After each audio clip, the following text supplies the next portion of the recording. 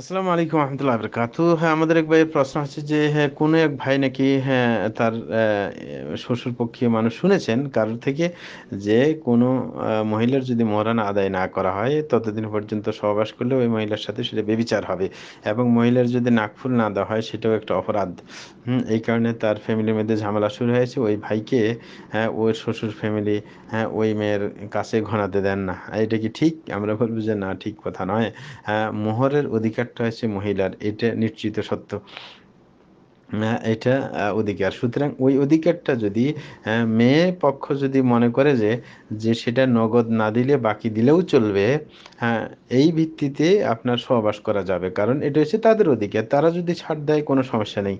সুতরাং একবার তো ছাড় দিয়ে দিল, কারণ কোনো মহিলা যখন কিছু নগদ দিয়ে কিছু বাকি দিয়ে, আমাদের দেশে সাধারণত বিয়ে হয়ে থাকে, বিয়ে হওয়ার পরে বাসর রাত্রে যখন স্ত্রী মোহর বাকি থাকা সত্ত্বেও তাকে আপনার সহবাস করতে তার সাথে সুযোগ করে দিল, তাইলে সে এটা মেনে নিল যে তার মোরানা কিছু বাকি থাকতে পারে। সুতরাং সেটা সময় বুঝে তার স্বামী দিয়ে দিবে, সেটা অনুমতি পাওয়া গেল। মানে তাকে সহবাস করতে দেওয়া মানে তাকে অনুমতি দেওয়া যে আমার বাকি মোহর পরে দিলেও চলবে। সুতরাং সেই ভিত্তিতে সহবাস করে আসছে, সব সহবাস সঠিকভাবে হয়েছে, কোনো ঝামেলা হয়নি। এটা ভুয়া কথা যে স্ত্রীকে আপনার মোহরানা নগদ না দিলে সেটা বেবিচার হবে, এটা একেবারে কোনো দলিল এটার পিছনে নেই, শরীয়তে এমন বলে নাই। কারণ প্রথমে যখন তাকে সহবাসের অনুমতি দিয়েছে, তাই নিয়ে সে বাকিতে সে মেনে নিয়েছে।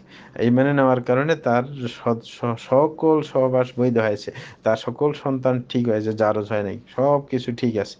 আর নাকফুল দেওয়া শরীয়তে বাধ্য করে নাই, শরীয়তে বলা যায় নাকফুল দিতে, নাকফুল দিলেও সমস্যা নেই। কারণ শরীয়তে স্বর্ণের কথা, ব্যবহারের কথা বলা হয়েছে মহিলাদেরকে, তারা স্বর্ণ গয়না ব্যবহার করবে, কিন্তু কোনখানে ব্যবহার করবে সেটা বলে দেয় নাই। এটা প্রচলনের উপর নির্ভরশীল। হ্যাঁ, যেই দেশে যেই প্রচলন আছে, যেখানে স্বর্ণ ব্যবহার করার, কানে স্বর্ণ ব্যবহার করা পুরো বিশ্বের মধ্যে প্রচলন আছে সব এলাকায়। এরকমভাবে গলায় স্বর্ণ ব্যবহার করা, পায়ে স্বর্ণ ব্যবহার করা, হাতে স্বর্ণ ব্যবহার করা, এগুলো পুরো বিশ্বের মধ্যেই প্রচলিত আছে। কিন্তু কোনো সমাজের মধ্যে যদি নাকফুল হ্যাঁ দেওয়াটাকে অপছন্দ করে, বা কেউ কেউ কোনো শ্রেণীর মানুষে এটা না দিতে চায়, এতে কোনো সমস্যা নেই। নাকফুল দিতে হবে, এটা কোনো বাধ্যতামূলক নাই। এক যুগে হয়তো বা আমার দেশের কিছু এক সময়ের মধ্যে মনে করা হতো যে নাকফুল দেওয়া হচ্ছে স্ত্রীর আলামত। হ্যাঁ, এরকম, এটা কোনো শরীয়তের কথা না, এটা হচ্ছে মানে জনশ্রুত। সুতরাং সেটার কারণে সমস্যার সৃষ্টি করা, হ্যাঁ, তার পুরুষকে কাছে আসতে না দেওয়া, এটা অপরাধ, এতে কোনো সন্দেহ নেই। সুতরাং আমরা বলবো যদি স্বামীর এরকম যোগ্যতা থাকে, তাইলে যখন ওরা চাই বসছে যে তাদের দিতে হবে, মোহরানা দিতে হবে, তাইলে মোহরানা দেখ, কিন্তু তাদেরকে বুঝিয়ে দেওয়া হোক এটা কোনো অপরাধ না। তারা মনে করছে অপরাধ যে বাকি থাকার কারণে বেবিচার হয়ে গেছে, এটা ভুল কথা।